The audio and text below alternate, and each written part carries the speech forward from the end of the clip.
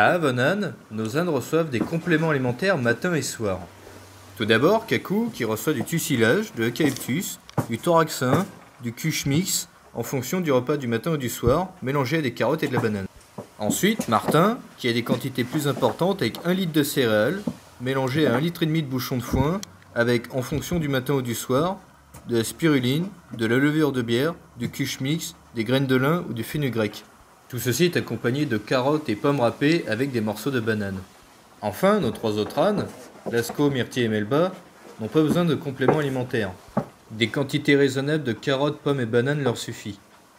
Martin étant un âne âgé, sa nourriture est plus riche que celle de ses copains. Il est atteint d'une maladie de vieillesse, le Cushing, qui est un dérèglement hormonal impactant ses fonctions corporelles, comme la régulation de sa température ou son transit intestinal. Sa nourriture permet de pallier à l'amaigrissement issu de cette maladie. Il reçoit également un comprimé de pracène pour lutter contre son dérèglement hormonal. Kaku est quant à lui emphysème, ce qui implique qu'il a des problèmes respiratoires. Pour pallier à ces problèmes, il prend du tussilage, de l'eucalyptus et du thoraxin. Ces herbes facilitent sa respiration et désencombrent ses bronches. Il est également atteint de la maladie de Cushing, mais à un stade différent de Martin. Il reçoit alors un demi-comprimé de pracène pour lutter contre la maladie. Plusieurs fois dans la semaine, nos ânes sortent pour pâturer. Ces pâtures sont bénéfiques à Martin. En effet, elles viennent s'ajouter à ses compléments.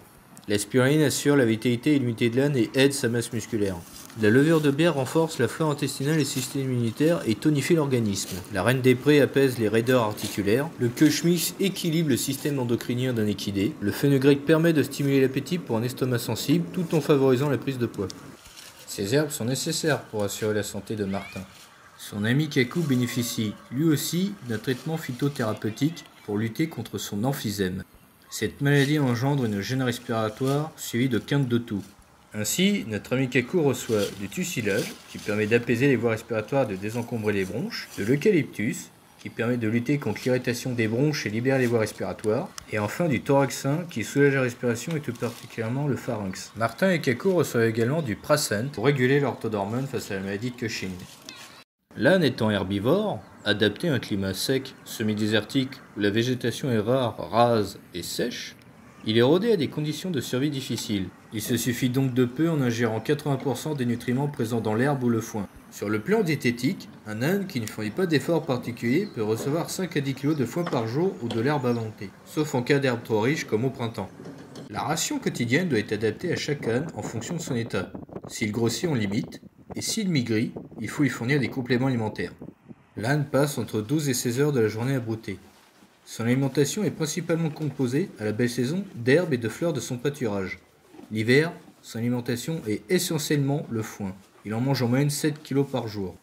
Le foin se donne en 2 fois, matin et soir, de préférence au sol ou à hauteur de bouche, afin d'éviter qu'il s'en mette dans les yeux. Le foin dégage de la poussière et peut engendrer des toux d'irritation. Le foin doit être un peu vert et avoir une bonne odeur, autrement il peut arriver que l'âne ne le mange pas. La luzerne et le foin des ruminants sont trop riches pour l'âne. Il est donc déconseillé. La paille est peu nourrissante. La paille de blé sert surtout à la laitière car elle est absorbante. La paille d'orge ou d'avoine est plus nourrissante car elle conserve des grains. Il peut arriver que l'âne mange de l'écorce pour répondre à son besoin en fibres.